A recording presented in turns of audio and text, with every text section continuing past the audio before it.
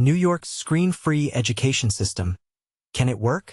Governor Kathy Hochul and former Secretary of State Hillary Clinton are at the forefront of advocating for a screen-free educational environment.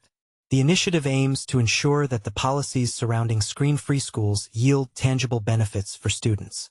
As we approach the 2025-26 academic year, a significant transformation is on the horizon for the 2 million students and 200,000 educators within New York's K-12 system. By law, students will no longer be permitted to carry their phones on school grounds. In May, Governor Hochul enacted the Distraction-Free Schools Initiative as part of the state's budget for 2026. This legislation prohibits the unauthorized use of smartphones and other internet-connected devices in educational settings. Schools are required to develop tailored strategies to keep students off their devices from the moment they arrive until the final bell rings. This approach, known as a bell-to-bell exclusion policy, emphasizes the importance of parental communication while ensuring that students remain focused on their education. Schools must submit their plans to the governor by August 1st, supported by a $13.5 million fund allocated for creating screen-free infrastructure. Naturally, this transition will require significant adjustments for students, teachers, and parents who have witnessed the pervasive influence of smartphones on youth. Advocates for a screen-free environment are committed to making New York's initiative, the largest of its kind in the nation, a success. Interestingly, this movement is not solely driven by older generations resistant to technology. It includes young digital natives and political activists, as well as the teenagers themselves, who are now taking an active role in shaping these policies. New York City serves as an ideal testing ground for this initiative, but merely implementing policy changes is insufficient. Introducing New York's Teen Tech Council. Instead of imposing a top-down approach to the phone ban, New York's movement for a phone-free environment is inspired by digital wellness advocates. It actively involves the key stakeholders, students and teachers, in discussions with policymakers. Today, New York has announced the establishment of a groundbreaking Teen Tech Council, an advocacy program designed to train and empower teenagers to ensure the effectiveness of phone bans. In exchange, these young advocates will have direct access to the governor herself. Larissa May, the founder of the digital wellness organization #HalfTheStory and the driving force behind the Teen Tech Council, expressed her concerns about the lack of youth representation in discussions about the new distraction-free policy. I noticed that while adults were debating how to implement this policy, there were no young voices included in the conversation, she stated. Inspired by the bipartisan support for regulating social media and big tech, May proposed transforming her organization's annual training program, the Digital Civics Academy, into a statewide initiative.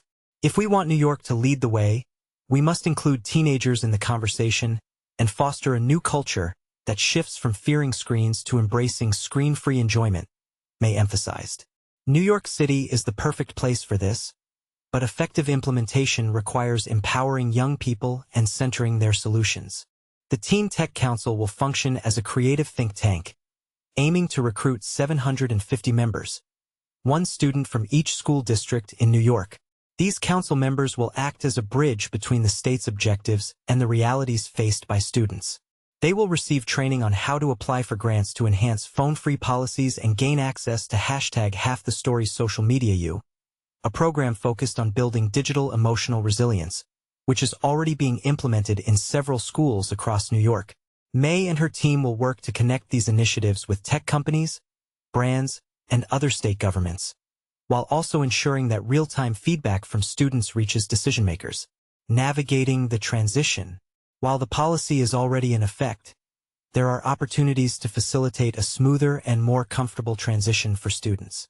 Former Secretary of State Hillary Clinton, a mentor and supporter of the council, suggested that the council members could be viewed as ambassadors. Young people are digital natives. They possess a deeper understanding of the implications, both positive and negative, of their interactions with technology than my generation or even their parents' generation, Clinton remarked. Teens, who are at the forefront of the internet crisis, are finally being given a platform to voice their concerns, even if it feels like it has come a bit late. Timing is crucial, Clinton added. We needed to gather enough experience to comprehend the challenges we face and the consequences of screen addiction on young people. At the inaugural meeting of the Teen Tech Council, held at the Clinton Foundation's Manhattan headquarters, Clinton and Hochul engaged with over 20 high school students representing diverse districts across the state. These students, some from #Half the Stories Digital Civics Academy and others from partner organizations like Girls Incorporated, shared insights and case studies from their schools. They brainstormed ideas on how to engage teens in the initiative, suggesting screen-free social events and reviving nostalgic Y2K culture elements like digital cameras and student life centers. The atmosphere was charged with excitement and nervous energy as the council members and leaders recognized the groundbreaking nature of their work. Clinton and Hochul reminisced about a time before digital technology, while the students articulated their modern needs. Yet, even among this group advocating for reduced screen time, the desire for technology remained evident. This policy will undoubtedly make students uncomfortable, as we are a generation accustomed to technology, said Olivia, a 16-year-old council member. While the policy is already in place, we can explore ways to make this transition more adaptable and comfortable for everyone. We share common goals. The council aims to foster a cultural movement that, much like a Trojan horse, may encourage better screen habits through youth-led initiatives, a nationwide movement for phone bans. Our goal is to create a comprehensive blueprint that any state can follow to implement policies addressing big tech while engaging young people, May explained. Across the nation, phone and social media bans have gained traction. In addition to New York, 14 states, Alabama, Florida, Georgia, Indiana, Kentucky, Louisiana, North Dakota, Oklahoma, South Carolina, Tennessee, Utah, Virginia, and West Virginia have enacted similar bans.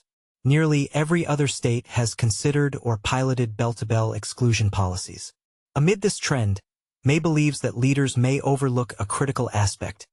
These policies must be perceived as enjoyable to be effective. The next generation understands technology better than anyone in office, she asserted. We need to bridge that gap to collaboratively design a brighter future. The term phone bans is rejected by council members in favor of the more positive phrase screen-free, emphasizing the need to present these policies as opportunities for growth rather than losses. Governor Hochul is among many policymakers focusing on regulating big tech, including efforts to control social media algorithms, advertising, and online marketplaces targeting youth. Interestingly, while social media giants and their investors have supported some regulations, they have also resisted stricter legislation. Experts and advocates, including the Surgeon General and the American Psychological Association, have raised alarms about the impact of social media and emerging technologies like chatbots on teenagers. These advancements, including generative AI and agentic AI tools, raise further questions for the next generation of learners. My primary responsibility is to prioritize families and provide them with the support they need, Hochul stated. As a mother, I witnessed the effects of social media on our teenagers and young children. Companies have commodified children's mental health. I believe our efforts last year to confront social media companies and demand they free our children from their grasp during school hours will lead to meaningful progress. When asked if engaged teens like those in the room could bolster the nationwide push for regulation, Clinton responded with conviction, absolutely. During discussions with the governor and experts studying technology's impact on children, we quickly realized that we wouldn't find all the answers on our own. We needed to engage young people and provide them with a platform, which is precisely what our Teen Tech Council will accomplish. Starting today, teenagers can apply for or be nominated to join New York's Teen Tech Council. North Syracuse schools implement cell phone ban with locking pouches. Imagine a world where students' cell phones are locked away from the moment they step into school until the final bell rings. That's exactly what North Syracuse, a district in New York, is about to do, catapulting itself into the national spotlight. The Board of Education has officially backed a policy that will see students at Cicero-North Syracuse High School and North Syracuse Junior High School using state-of-the-art cell phone locking pouches. Starting this fall, this move isn't just innovative. It's a bold statement about prioritizing education over distractions. But here's where it gets controversial. Each of the 3,000 pouches, costing nearly $100,000, will be individually assigned to students, locking their devices for the duration of the school day. A simple push button locks the pouch in the morning, and a magnet unlocks it at the end of the day. The district is so confident in this initiative that it's willing to invest a significant sum, with more than 1/3 of the cost reimbursed by state funds. However, the details are still being ironed out, including how adult staff will manage their cell phone use and how to prevent students from sneaking in additional devices. Superintendent Terry Ward is enthusiastic about the potential benefits, having already seen improvements in his home after asking his teenagers to go device-free for 1 day each week this summer.